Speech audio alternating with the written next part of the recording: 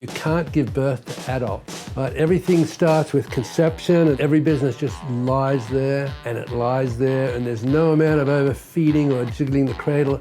The infant can't get up and go to college. It has to stay an infant until it learns to toddle.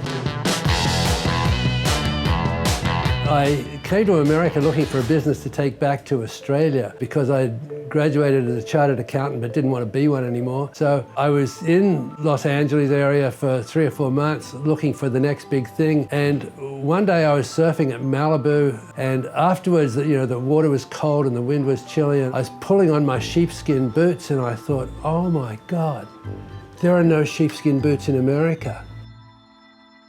I thought this was going to be an instant millionaire type deal, which most entrepreneurs do.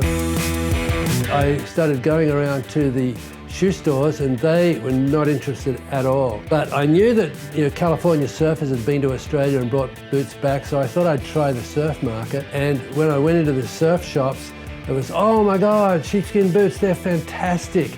You're going to do great, So as each store I went to pumped me up that I was going to be an instant millionaire.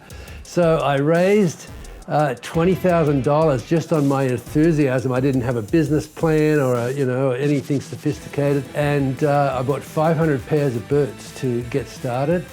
And when they finally arrived, I went back to these same stores that told me how great it was going to be. And the first one went, oh, Brian, well done, but we couldn't sell them in our store. We just sell surfboards and swim trunks and sandals, but don't worry, you're going to do great. This happened over and over, and my hopes just started sinking desperately.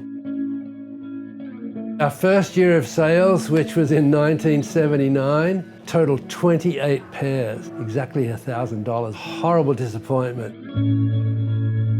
So after that Christmas, I had to find outlets for all these boots that I'd bought. So I started going to street fairs and swap meets, and I had the back of my van open at the parking lot in Malibu Beach, and I couldn't understand why I was getting nowhere and it wasn't catching on. I was about to start out with another advertising campaign, and I had a beer with one of my surf shop owners. I explained that I was not getting any traction, and he said, oh, shut up, Brian. And he calls out, hey, you guys come out here, and these little 12, 13-year-old grommets came out, and he said, what do you guys think of Ugg?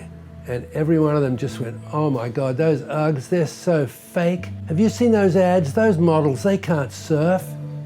And instantly, the light went on. I'm sending the wrong message to my target market. So I switched gears quickly, caught up with Mike Parsons and Ted Robinson. Instead of the expensive photographers, I just went surfing with them, and I just took shots of them walking to and from the surf. I ran those ads in October, November, December of that year, and the sales, which had been 10, 15, 20,000, went to $200,000. And it showed me the importance of connecting what you have to sell with the consumer that you're targeting. I started in '79 and we finally hit that $200,000 launch, but then it took on a life of its own because that season that every little kid wanted a pair of Ugg boots, well, the moms don't have any idea they're sold in surf shops, right? So they're out walking the malls.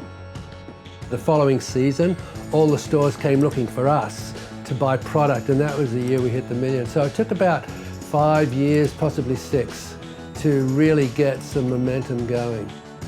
Like 40 years ago this year is when I started it, and it has been in the billions for the last 7 years.